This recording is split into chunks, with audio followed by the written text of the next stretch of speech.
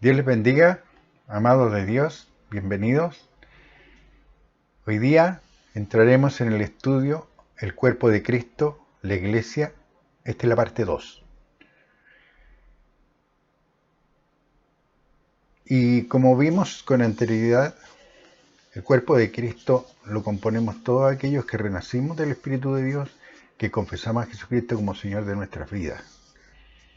Así que como siempre, tomen sus Biblias para que sigan este estudio con ella. Nosotros trabajamos con la Biblia de Reina Valera, 1960. Veíamos anteriormente las epístolas de Efesios, como Dios el Padre de Jesucristo muestra la relación espiritual que debe haber entre la cabeza, que es Cristo, y el cuerpo de Cristo, que es la Iglesia, los llamados a ser de Cristo. El remanente escogido por gracia, tomando la relación y sujeción que debe haber en un matrimonio cristiano. Ahora profundizaremos más en conocer o entender a la cabeza. Jesucristo, con el cuerpo, la Iglesia, que también se traduce de la palabra griega eclesía, como asamblea, en 1 de Juan 3.1 dice: mirad cuál amor nos ha dado el Padre para que seamos llamados hijos de Dios. Por esto el mundo no nos conoce, porque no le conoció a Él. Debo comprender que Dios me amó tanto que entregó a Jesucristo su Hijo primogénito por mí. ¿Qué dice Dios que soy? Veamos en Efesios 1.4. Según nos escogió en Él antes de la fundación del mundo, para que fuésemos santos y sin mancha delante de Él. Efesios 1.5. En amor habiéndonos predestinados para ser adoptados hijos suyos, por medio de Jesucristo, según el puro afecto de su voluntad. Eso es lo que soy, hijo de Dios por adopción. Cuando no se reconoce esta verdad, es simple y llanamente porque no han creído, no han conocido a Dios. Vayamos ahora a 1 Juan 4.14. Y nosotros hemos visto y testificamos que el Padre ha enviado al Hijo, el Salvador del mundo. ¿Se requiere de interpretación de esta verdad? ¿Te acuerdas que también veíamos que el interpretar la palabra no es de Dios? Porque Dios no necesita que un hombre carnal interprete lo que Él quiere transmitir a su pueblo. Por eso hacemos esta pregunta: ¿se requiere interpretación de esta verdad? Por supuesto que no. Solo hace falta creerla. 1 de Juan 4.15. Todo aquel que confiese que Jesús es el Hijo de Dios, Dios permanece en él y él en Dios. Si yo creo que Jesús es Dios, ¿Dios está en mí? No. Si yo adoro a Jesús, ¿estoy viviendo la sana doctrina? No. Si hacen lo anterior, es que ya están aceptando el engaño del adversario, negando la palabra de Dios y la sana doctrina, y por consiguiente están haciendo inútil lo que Dios hizo al entregar a su Hijo primogénito por tus pecados y tu sanidad completa. Además, no permitiendo que se realice la promesa de permanecer en Dios y Dios en él. 1 de Juan 4.1.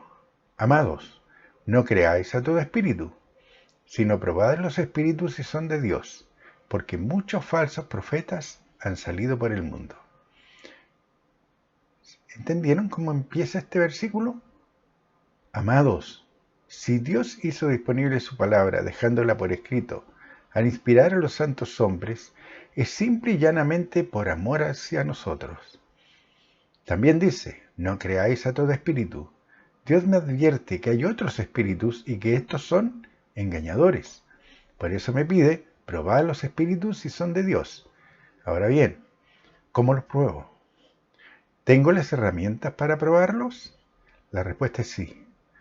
Dios nuestro Padre Celestial nos entregó toda sabiduría e inteligencia espiritual, por medio de la manifestación de discernimiento de espíritus. Veamos en Efesios 1.8. Que hizo sobreabundar para con nosotros en toda sabiduría e inteligencia, dándonos a conocer el misterio de su voluntad.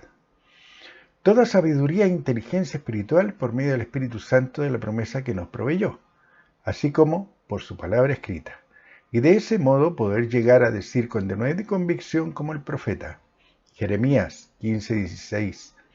Fueron halladas tus palabras y yo las comí, y tu palabra me fue por gozo, por alegría de mi corazón, porque tu nombre se invocó sobre mí. O como por ejemplo que mi hermano Jesucristo me enseñó, o como el ejemplo que mi hermano Jesucristo me enseñó ante la tentación del diablo. ¿Se acuerdan cuál fue su respuesta? Escrito está. ¿Y saben qué más ha hecho el adversario para que el pueblo de Dios no sea impactado con la verdad de la palabra de Dios? Está haciendo uso de Biblias modernizadas, nuevas revisiones, nuevas Biblias interpretadas, Biblias de estudio que no han hecho más que pervertir la sana doctrina, que han cambiado, que han añadido, que han agregado, que han quitado palabras a la revelación de Dios y por sobre todo han dado interpretación privada a lo revelado por Dios, negando y restando con ello el impacto de la sana doctrina establecida en la perfecta palabra de Dios. Es por eso que nos advierte, porque muchos falsos profetas han salido por el mundo. ¿Y qué enseñan y predican estos falsos profetas? Que Jesús es Dios, que se debe hacer obras, que operar las manifestaciones de hablar en lenguas era para ese tiempo, para la gente de esa época, que hoy no está disponible, que se debe adorar cantando, danzando, arrodillándose, levantando las manos, gritando amenes y aleluyas, hacer ayunos, que se debe bautizar en agua, no creer por ser bautizados en el nombre de Jesucristo para recibir el Espíritu Santo de la promesa. Primera de Juan 4:2. En esto conoced el Espíritu de Dios. Todo espíritu que confiesa que Jesucristo ha venido en carne es de Dios. Primera de Juan 4:3. Y todo espíritu que no confiesa que Jesucristo ha venido en carne no es de Dios. Y este es el espíritu del anticristo, el cual vosotros habéis oído que viene y que ahora ya está en el mundo. ¿Entienden este versículo? Todos aquellos religiosos que enseñan y creen que Dios se mostró en carne, negando con esto que fue el Hijo de Dios quien se sacrificó y padeció 60 horas de tortura, que fue colgado en un madero por medio de clavos en sus manos y sus pies, que le abrieron su costado con una lanza, que fue resucitado al tercer día haciendo la voluntad de su Padre, son anticristos. ¿Dice la palabra que Jesucristo es Dios? No. Primera de Juan 4:3. Y todo espíritu que no confiesa que Jesucristo ha venido en carne no es de Dios, y este es el espíritu del anticristo, el cual vosotros habéis oído que viene y que ahora ya está en el mundo. Cuando se lee la palabra de Dios tal como está escrita, dejando de lado toda doctrina errada y todo lo que se nos mal enseñó, es entonces y solo entonces cuando somos fortalecidos al alimentarnos con el pan de vida, el maná del cielo. Es entonces que conocemos las herramientas que tenemos para deshacer las obras infructuosas de las tinieblas que nos rodean. Es la única forma diseñada por Dios para hacerlo. Primera de Juan 4:4. Hijitos, vosotros sois de Dios, y los habéis vencido, porque mayor es el que está en vosotros que el que está en el mundo. ¿Puede ser mayor el que está en mí que el que está en el mundo si no estoy obedeciendo a la sana doctrina? Primera de Juan 4:6. Nosotros somos de Dios. El que conoce a Dios nos oye. El que no es de Dios no nos oye. En esto conocemos el espíritu de verdad y el espíritu de error. Primera de Juan 4:12. Nadie ha visto a Dios jamás. A Jesucristo sus discípulos lo vieron, caminaron con Él, hablaron con Él, comieron con Él, lo vieron ser apresado, lo vieron torturado, vejado, lo vieron crucificado, lo vieron resucitado, vieron cuando fue ascendido a los cielos. Entonces, ¿cómo los religiosos anticristo pueden engañar a la gente diciéndoles y enseñándoles que Jesucristo es Dios? Primera de Juan 4:13. En esto conocemos que permanecemos en Él y Él en nosotros, en que nos ha dado de su Espíritu. El permanecer en Él no es otra cosa que andar en comunión y armonía con Dios nuestro Padre, que nos regaló las arras del Espíritu Santo. Entonces, ¿puedo decir que hago la voluntad de Dios si estoy siendo desobediente a la doctrina estipulada en la palabra revelada de Dios? Primera de Juan 4:14. Y nosotros hemos visto y testificamos que el Padre ha enviado al Hijo, el Salvador del mundo. ¿Puedo ser salvado si no creo en el Salvador y lo idolatro como a Dios? Primera de Juan 4:15. Todo aquel que confiese que Jesús es el Hijo de Dios, Dios permanece en él y él en Dios. Romanos 10:8. Mas, ¿qué dice? Cerca de ti está la palabra, en tu boca y en tu corazón. Esta es la palabra de fe que predicamos. Lo que hablas, lo que predicas, lo que testificas y lo que crees en tu corazón, y ya sabemos que el corazón es el principal órgano de la vida física. Ahora bien, el cardia en griego, que indica lo más profundo de tu mente, el centro de creencia de tu voluntad, de donde emana la vida espiritual. Ahora entiende por qué Dios hace ese símil y le dice corazón, en vez de decirte directamente lo más profundo de tu mente, porque si tu corazón se para, tú te mueres. Si el cardia no camina de acuerdo a la voluntad de Dios, tú estás muerto espiritualmente. ¿Ahora entiende? Lo que hablas, lo que predicas, lo que testificas y lo que crees en tu corazón. El corazón es el principal órgano de la vida física. El cardia, como Dios se refiere, en griego, que indica lo más profundo de tu mente, el centro de creencia de tu voluntad, de donde emana la vida espiritual. Romanos 19. ¿Qué hablo? ¿Qué predico? ¿Qué testifico? ¿Qué creo en mi corazón? Romanos 19. Que si confesares con tu boca que Jesús es el Señor y creyeres en tu corazón que Dios lo levantó de los muertos, serás salvo. En este solo versículo se muestra el error de los fariseos hipócritas de hoy. Por tanto, debo cambiar de Señor y decir como está escrito. Gálatas 2:20. Con Cristo estoy juntamente crucificado y ya no vivo yo, mas vive Cristo en mí, y lo que ahora vivo en la carne, lo vivo en la fe del Hijo de Dios, el cual me amó y se entregó a sí mismo por mí. Si vive Cristo en mí, el Hijo de Dios, ¿cómo debo pensar? ¿Cómo debo actuar?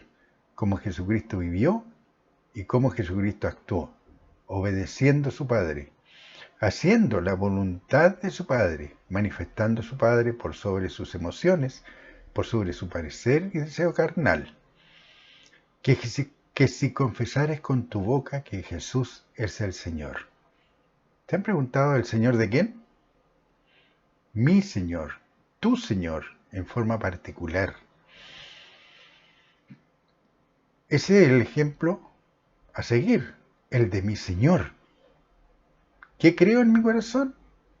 ¿Qué debo creer en mi corazón? ¿Qué debo mantener grabado a fuego en mi corazón? Que Jesús es el Hijo de Dios. ¿Qué más tengo que tener grabado a fuego en mi corazón? Que Dios lo levantó de los muertos, no se levantó a sí mismo, no se dividió para levantarse a sí mismo, fue su Padre el que le levantó de los muertos. Dios no se levantó a sí mismo, el Padre levantó al Hijo, levantó a Jesucristo. Pues bien, la promesa que Dios me hace al seguir esta doctrina es, serás salvo. Ahora pregúntense, ¿cuándo seré salvo? Cuando crea en mi corazón que el Padre levantó de los muertos a su Hijo, en ese mismo instante que confiese y crea. Romanos 10:13. Todo aquel que invocar el nombre del Señor será salvo. ¿Cuándo seré salvo? En el mismo momento que lo confiese creyendo, sin obras ni penitencias, ni ayuno ni ninguna otra cosa, solo confesar y creer. Romanos 10:14. ¿Cómo pues invocarán a aquel en el cual no han creído? ¿Y cómo creerán en aquel de quien no han oído? ¿Y cómo oirán sin haber quien les predique? Romanos 10:15. ¿Y cómo predicarán si no fueran enviados? Como está escrito, cuán hermosos son los pies de los que anuncian la paz, de los que anuncian las buenas nuevas. Romanos 10:17. Así que la fe es por el oír y el oír por la palabra de Dios. El oír no lo que dice el hombre, sino lo que dice Dios en su palabra revelada. Dios nuestro Padre bendiga tu vida, tu renacer, pasando de muerte espiritual a vida espiritual. En el nombre de Jesucristo, ¿te das cuenta cuán grande es lo que Dios nos ha dado? ¿Cuán grande es lo que nos ha hecho disponible nuestro Padre Celestial? El pasar de muerte espiritual a vida espiritual.